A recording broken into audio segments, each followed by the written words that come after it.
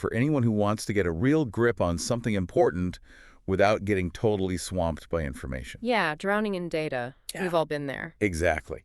And today, that something important is building self-confidence. Think of this as your shortcut to understanding what really makes us tick, what makes us believe in ourselves. Right. We're aiming straight for the core of self-confidence, and fundamentally, it's about trust.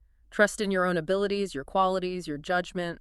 It's a tricky balance, though, isn't Oh, it? absolutely. A real tightrope walk. Yeah, because if you have too little confidence, you kind of hold back, maybe miss out on chances, you stay on the sidelines. Which, ironically, can make you feel even less confident. Right.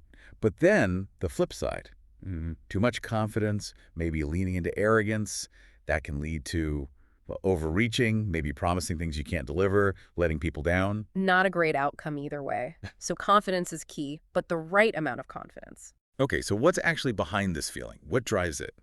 Well, we can break it down really into two main things. First, there's something called self-efficacy. Self-efficacy, okay. Yeah, think of it as that inner voice that says, I can handle this. It's your belief in your own power to, get things done, control your motivation, your actions. So it's the doing part, the belief you can execute. Pretty much. That's a good way to put it. The second piece is self-esteem. Right, I've heard that one. That's more about your overall feeling about yourself, your sense of worth, your internal score, if you like, and that underlying belief that, yes, you deserve to be happy. Okay, so self-efficacy is I can do, and self-esteem is I am worthy, kind of. That's pretty good simplification. One's about capability, the other's about value. Got it. So maybe a good moment for everyone listening to just, pause and ask themselves, how self-confident am I really? That's the perfect starting point. And to help think about that, let's contrast what high and low confidence often look like in practice. Okay, let's paint that picture. High confidence first. All right. Someone with high self-confidence, they're generally okay doing what they believe is right, even if others disagree or criticize them. Yeah, they're not easily swayed just by negative opinions. They trust their own judgment. And they're usually more willing to take risks, right? Step outside the comfort zone. Exactly. They see challenges as opportunities, not just threats. And this is important. When they mess up, because everyone does, they tend to admit it. They don't hide it. No, they own it. And crucially, they try to learn from it. Mistakes become data points, not, proof of failure. That's a healthy attitude. What else? They're also usually okay acknowledging their strengths, their virtues. They don't feel the need to constantly downplay their skills. And compliments. How do they handle those? Generally, quite gracefully. They can accept positive feedback. It's less of the awkward shuffle and more like, oh, thanks, I worked really hard on that paper. Okay, so that's the high confidence side. Now the other side of the coin, low self-confidence. It's often the reverse, as you'd expect. Behavior tends to be governed more by what they think other people want or approve of. A lot of second guessing, maybe? A lot. And there's a strong pull towards staying in the comfort zone, avoiding risks, avoiding situations where they might fail or look foolish. Because failure feels devastating, maybe? It can feel that way, yeah. And when mistakes do happen, the instinct is often to hide them. Cover them up, pretend they didn't occur. Trying to maintain this image of perfection, perhaps? Exactly. An exhausting pursuit. And compliments often get brushed off, dismissed. Oh, that report, it was nothing really. Anyone could have done it. Yeah, deflecting the positive. It sounds like a really draining way to live, actually. It absolutely can be. Now, let's loop back to that idea of self-efficacy, the belief in your ability to do. A psychologist named Albert Bandura did some really foundational work here. Bandura, right. What did he find? He identified 4 main sources, 4 ways we build up that belief in our capabilities. Okay, 4 sources. Lay them on us. First up, mastery experiences. These are basically your past successes. The times you face a challenge and you actually succeeded. Your track record. Exactly. Yeah. It's evidence, proof you can do things. But there's a nuance here. Oh. The success needs to feel like you earned it. Through effort, hard work, persistence. If it felt like pure luck, or if it was just way too easy, it doesn't build that deep sense of efficacy as much. Interesting. So overcoming a bit of difficulty is actually better for confidence than just sailing through. Research suggests so, yes. Near misses or overcoming setbacks can be powerful. And you have to believe you are responsible, not just external factors. Right. Taking those calculated risks we talked about really helps cement this. Because you're testing yourself, proving you can handle it when things aren't guaranteed. Makes sense. Hmm. Okay, what's source number 2? Vicarious experiences. This Yeah. is basically learning by watching others. Seeing someone else succeed. Yeah, specifically seeing people like you succeed.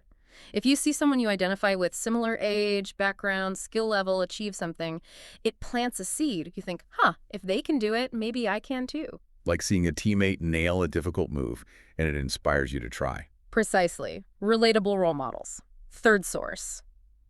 Social persuasion. Okay, what's that? This is about encouragement from others. When people you trust tell you, you've got this, I believe you can do it, that verbal encouragement can be surprisingly powerful. Like a coach building you up. Exactly. Or a mentor, a friend, a family member. Their belief can sometimes help you bridge your own doubts. A well-timed word can make a huge difference. Okay, number 4. Emotional status. Or, maybe better put, your physiological and emotional state. How you're feeling, basically. Yes. Managing your stress, maintaining a generally positive outlook, interpreting your body's signals in a constructive way.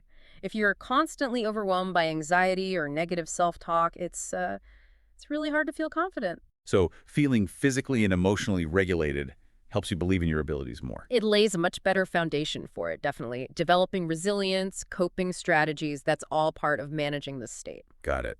Mastery, watching others, encouragement, and managing your inner state. Those are the building blocks. Now, how does this play out in, say, a really demanding situation, like over a long period? Oh, that's a great question. Let's take the example of doing a PhD.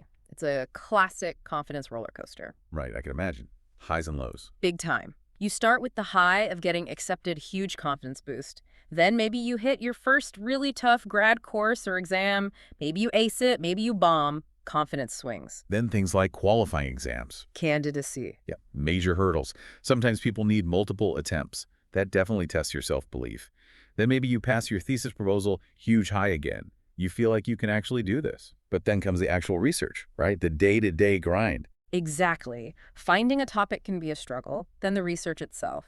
Paper rejections are almost inevitable, and they sting. They feel personal. Ouch. But then you get that first acceptance, pure elation, confidence soars, then the final push, the defense.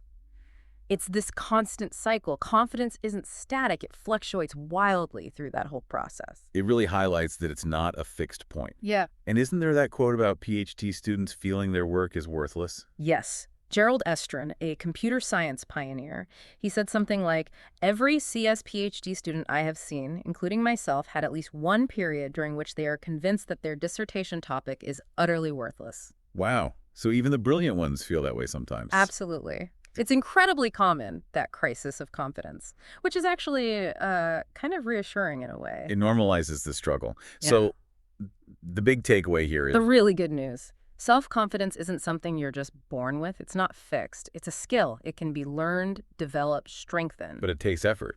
It definitely takes conscious effort and work. It won't just happen by itself, but it is changeable. Okay, that's empowering. Yeah. So if it's learnable, how do we learn it? Let's get into those actionable steps. What can people actually start doing? All right, let's dive into 10 practical tips. Tip number 1, you got to admit the problem, or maybe not problem, but acknowledge where you are. Self-awareness again? Exactly. Be honest with yourself. Where's my confidence right now? Where would I like it to be? Make a conscious choice to work on it. And part of that is accepting that nobody's perfect, right? Absolutely critical. Even the most confident-seeming people have insecurities. They fail. Often. Accepting setbacks as part of the process and staying optimistic is key. Okay, acknowledge and accept. What's tip 2? Find support. You need people you can talk to. Safely. People who won't judge. Yes. Non-judgmental ears are golden. Friends, family, mentors, maybe a therapist or coach.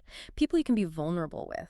Role-playing challenging situations with them can also be super helpful. Practicing beforehand. I like that. Yeah, and surround yourself with nurturing people, people who lift you up. Be a bit wary of those who are constantly critical of others. Sometimes that comes from their own insecurities. That connects back to something you mentioned earlier, microaggressions versus microaffirmations. Exactly. Try to be someone who offers those micro-affirmations. Support others. It actually helps you too. Good point. Okay, tip 3. Establish reachable goals. Small ones. Break it down. Yes. List your bigger goals. Then for each one, identify the very first smallest step you can take. Make it achievable.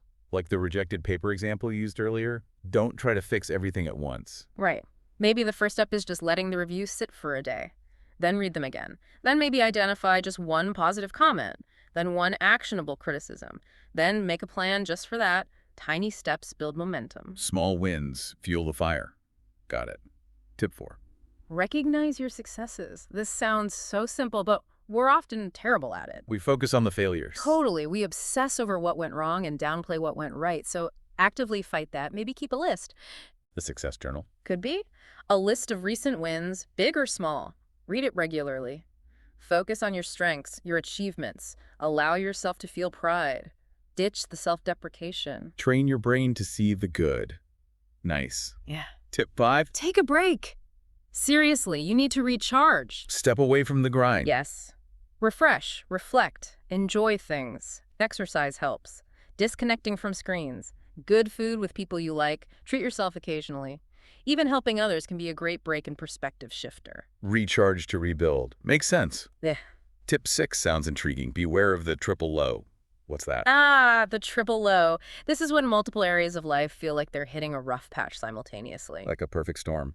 Kind of. Maybe research isn't going well and you had a fight with your partner and you're feeling physically run down or hormonal, that kind of convergence. Oh boy. Yeah, I think we all know those times. Right. And the advice here is crucial.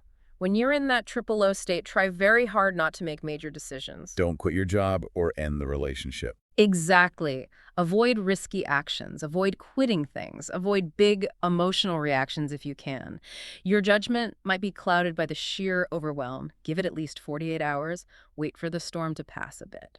That is incredibly practical advice. Let the dust settle before doing anything drastic. Okay, tip 7.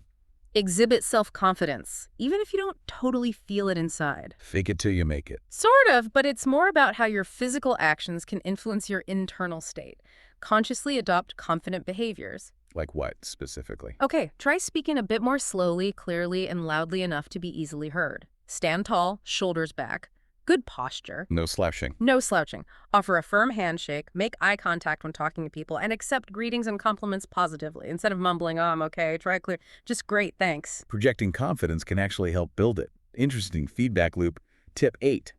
Be extra prepared. Go the extra mile. Do your homework. Thoroughly. Whether it's studying, lab work, prepping a presentation, writing, practicing knowing you've put in the work provides a solid foundation for feeling capable. Reduces the winging its anxiety. But there's a catch, isn't there? Yes, the big one. Avoid perfectionism. Preparation is great, but getting stuck trying to make something absolutely flawless means you never finish. You have to know when good enough allows you to move forward. Done is better than perfect. Got it. Tip 9. Take a risk a day. A small one. Push the boundaries just a little. Every day. Challenge yourself. Remember, easy successes don't build robust confidence. Getting comfortable with manageable risks, making it a habit, that's what stretches you. Could be anything minor, trying a new route, speaking up in a meeting. Exactly. Just something slightly outside the usual comfort zone. Make risk-taking familiar, not terrifying. Okay, last tip, number 10. The final piece of advice. Stick to your principles. Know what you stand for. Your core values. Yes, honesty, integrity, the golden rule, whatever your guiding principles are, know them. And then this is the crucial part, live by them. Act in alignment with your values. Because if your actions don't match your beliefs, it's hard to respect yourself, which undermines confidence. Precisely.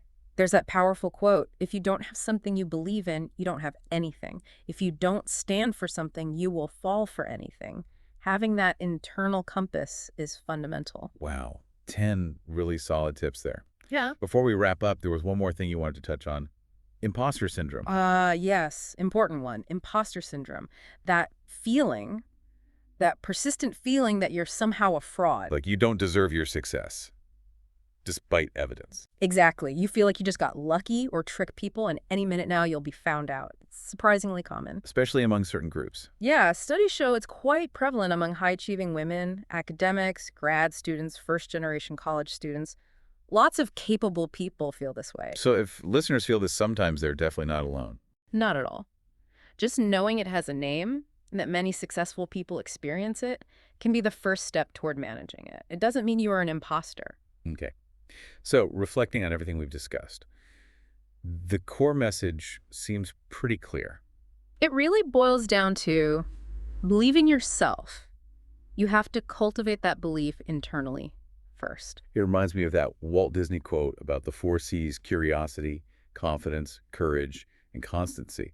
He thought confidence was the most important. When you believe in a thing, believe in it all the way. That's powerful. And Bonnie Raitt's lyrics, too, about not being someone else, fighting to make your stand. What is living if I can't live free? What is freedom if I can't be me? That's about authentic self-belief. Absolutely. And hey, maybe a simpler piece of advice too. Which is Smile often. It actually can make a difference to how you feel and how others perceive you. a small thing with potentially big effects. True. So we've unpacked what self-confidence is, where it comes from, and crucially, those 10 actionable ways to build it. We hope this deep dive is giving you some real tools. Definitely. The power to change is there. So here's a final thought for everyone listening, something to take away and maybe act on. Now that you've got these insights, what's one small risk, maybe just a tiny step outside your comfort zone, that you'll take today to start strengthening that belief in yourself?